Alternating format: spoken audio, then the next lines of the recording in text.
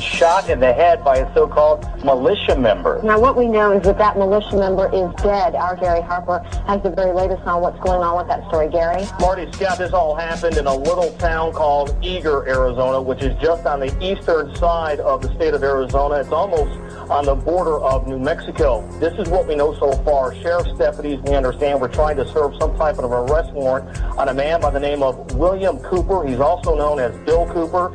He reportedly has been known to be hostile towards law enforcement, so sheriff's deputies apparently disguised themselves as a bunch of rowdy teenagers in the back of a pickup truck in hopes of luring Cooper out, and it apparently worked. However, when Cooper realized what was happening, he reportedly pulled a gun and shot a 40-year-old deputy in the head. During the gunfight, Cooper himself was shot and he was killed. Now, this is what we know about Bill Cooper. Officials say he belongs to some kind of militia movement and has published several anti-establishment articles. He has a website, we understand, and on that website he acknowledges that there is an arrest warrant for him, but he writes, and we're quoting here, any attempt by any federal government agent or anyone else to execute the unlawful arrest warrants will be met with armed resistance. Any person who attempts to kidnap our children will be shot upon discovery, and that is apparently what happened earlier this morning.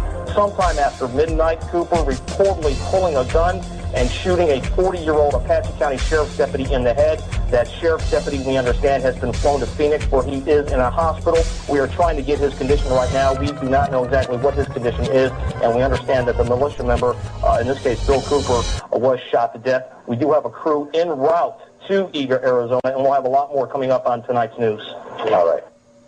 This was an extremely serious event, not just because Bill had been shot, but what precipitated this? How did this happen? Was this... no one knew the answer, so immediately we got on the internet and we started searching, downloading news articles from Arizona, trying to find out. I got on the phone, was calling the Hour of the Time phone line, which of course was busy most of the time, and then I would leave a message when I could, please call me back, not understanding all of the chaos that Doyle was involved with that day as well. Can't trust the papers, as Bill would say. In fact, within the first sentence of the first article that was written about this in the Arizona Republican, the word militia appears. The name Timothy McVeigh appears. This kind of irresponsible journalism, unfortunately, was something Bill had to fight off for, as he would say, years and years and years and years and years. Bill was not a member of a militia, but he believed very strongly in the Second Amendment, and he did a program on how to form your own militia and do it legally. After Bill was killed, virtually every newspaper article that you would see on Bill, or any report on television or on radio, always mentioned Timothy McVeigh, and that Timothy McVeigh and William Cooper were connected. And Bill was portrayed as an extreme right-wing lunatic that was encouraging the activities of Timothy McVeigh. While in fact Timothy McVeigh did listen to William Cooper and in fact visited him, came up to Bill's Hill to visit him, Bill told him to get lost. Michael Brescia, who is John Doe number 2, the spitting image of the drawings that they put out, wearing the exact same cap that was worn by the man in the drawings that they put out, with the same tattoo on his left arm, stood in front of me for 10 minutes and talked to me in the company of Timothy McVeigh. And Tim McVeigh was not the leader. Tim McVeigh probably didn't say more than 25 or 30 words during the entire time. Michael Brescia did all of the talking. And the last thing he said before they left, in their green Mercury Marquis station wagon with a puke yellow interior, was "Watch Oklahoma City."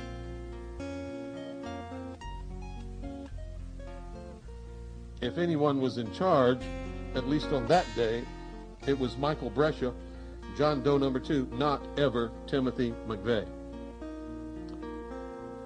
They told us during that conversation that they were setting out on a mission to make things better in this country, and that they had the approval of the United States Army, who had implanted them with computer chips, had given them their blessings, and knew exactly where they were and what they were doing all the time. Bill was left to lie there in the front yard. Non-lethal devices are the supposed norm in the country and this state. It's supposedly stressed and was verified in newspaper articles afterwards, not even pertaining to Bill's case, just informational articles out of the Arizona Republic. No such device was used, nets, stun guns, anything. All the fancy foams and rubber bullets, none of that.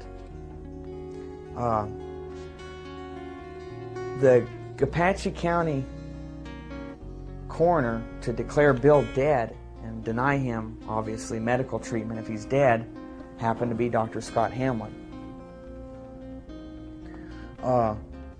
He was not called, theoretically, because he'd be a conflict of interest, which he would be, but I can't believe they used such wise judgment now all of a sudden.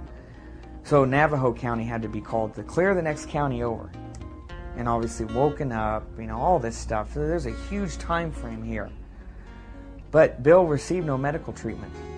The sheriff's deputies took it in their own hands, and the paramedics, that he did not need to be treated.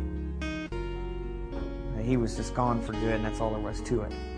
DPS is wrapping up their all-day-long site investigation. Bill's body has been out there all day, so who knows how it was tampered with. Cameras, nobody was allowed up there. You couldn't get within it to get camera views. Even the helicopters were shunned off, so they couldn't get views of the body. So there's no way to ever tell if it was moved 100 times maybe before the ambulance picked it up. It was then taken to Tucson Forensics Lab for an autopsy.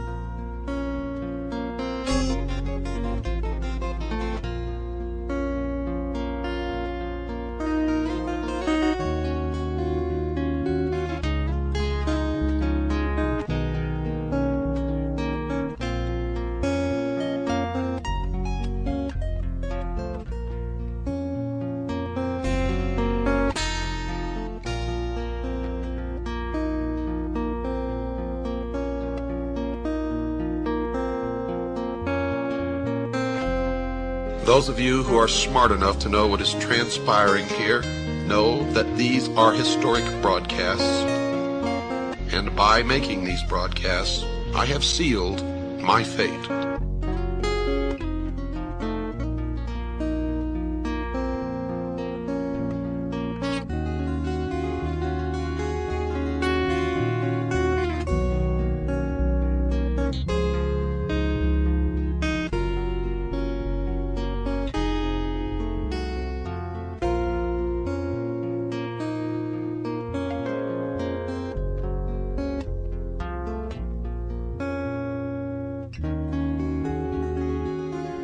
I believe this. I found this to be true.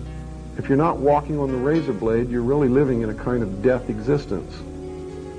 You have to have that danger facing you that if I slip, I'm dead. That's what makes you live.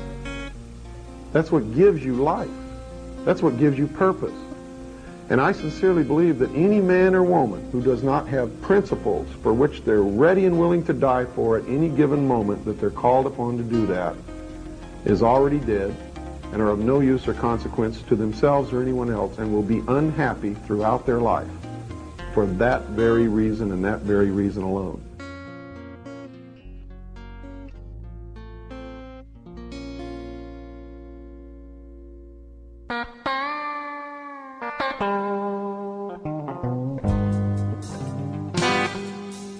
Okay, this is Main Street of Springerville, the town that's connected to Eager, and this is the also the highway coming in to Springerville from St. John's. This is our research center that we opened up after Bill's death.